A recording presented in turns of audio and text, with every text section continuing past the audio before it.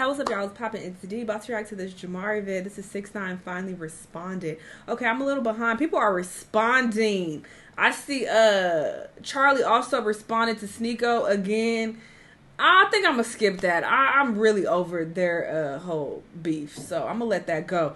But this one, I want to hear what he has to say about getting his shit rocked. So let's see. Let's watch. So it has been over a week since 6ix9ine.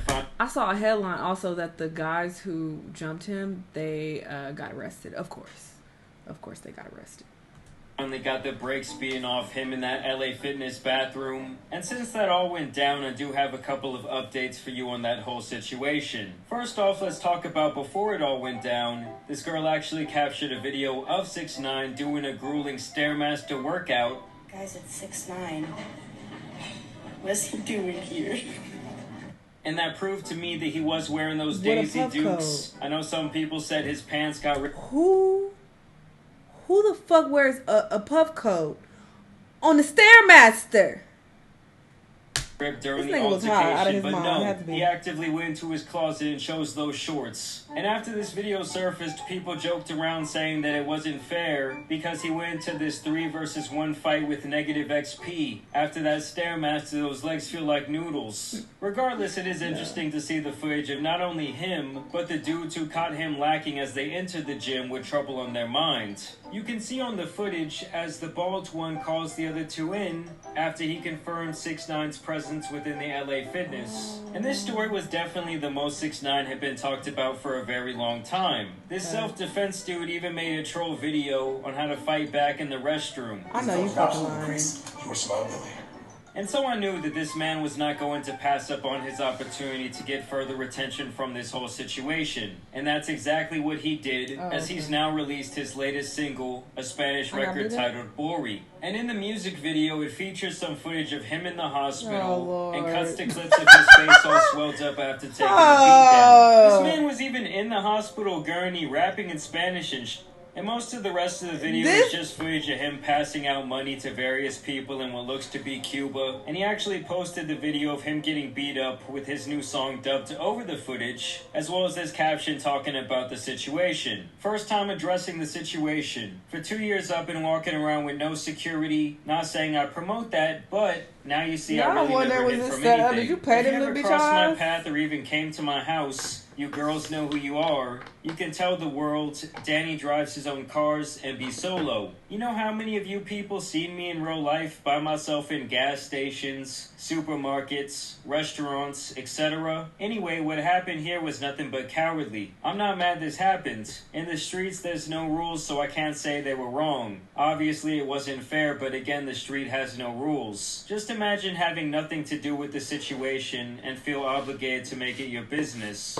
Very weird. I'm happy to be here still, and I want to say I love my fans. Thank you. That is weird. P.S. I never knew we respected jumping people. When did that ever become a W? And to be honest, to me, jumping someone is really weak. But at the same time, you reap what you sow. And 6ix9ine has dissed the deceased on multiple occasions. I don't really care about the snitching, given the fact that they were doing crazy things behind this man's back. But to me, that's where he really garnered a lot of bad karma. And while I'm recording this video, 6ix9ine actually came out with another post on Instagram explaining why he was in Cuba and the whole situation going on there. I'm in Cuba right now, shooting my music video, Legend.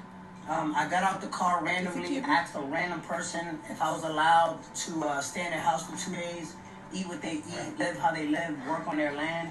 What they don't know is I came to Cuba with $50,000 cash.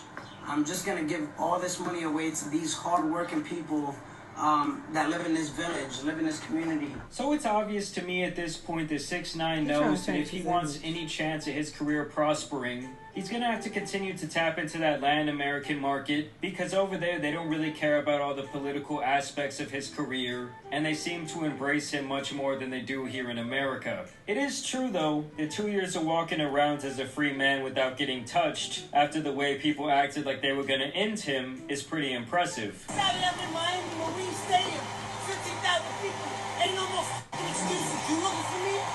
You know where to find me. And And the fact that someone not even affiliated with the situation was the one to do it is also very interesting to me. As far as those 3 men, they have actually all been arrested as of yesterday, with one of the girlfriends of one of those degenerates starting a GoFundMe for him and his 2 accomplices. The dude looks to be at least 50 years old. On the GoFundMe, she's seeking 100,000 smackaroos, and she says, the GoFundMe is for everyone involved. I don't care, girl.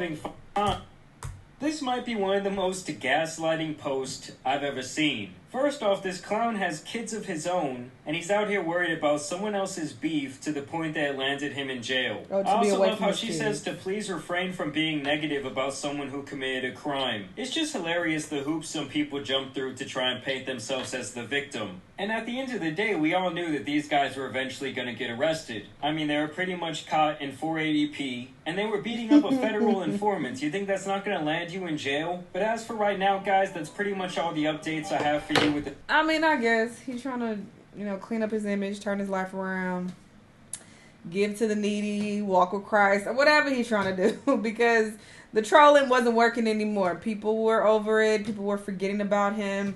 His music was flopping. So it's clear, he's trying to switch things up because he sees that it's no longer working. Honestly, this makes me question the authenticity of this whole fight situation, because he has proven that he'll go to extreme lengths to stay relevant, and he likes to troll and likes to do over the top shit for attention. So I would not be surprised if he paid people to beat his ass, and he's using this to market himself, because this did get a lot of attention. And yeah, they went to jail, but it's like, did they really go to jail? Sure, this has been released, but can we really confirm that? Or maybe they did actually go to jail. He just like, hey, I'm paying y'all. Y'all might go to jail for a few days and then you'll get out. Or whatever the case. I don't know. But it just makes me side-eye and question what he got going on, because I don't trust him. You filming videos in the hospital bed, like showing your swollen face, that's extra. Or maybe he's just trying to capitalize off of the situation. Maybe it did actually happen and he's just, trying to make the best of it, or whatever. I'm tired of him, though. I don't want to hear from him after this. This is a mess. Y'all let me know what y'all think, though. Let me know what other videos you want to watch, and I'll see you on the next one. Bye.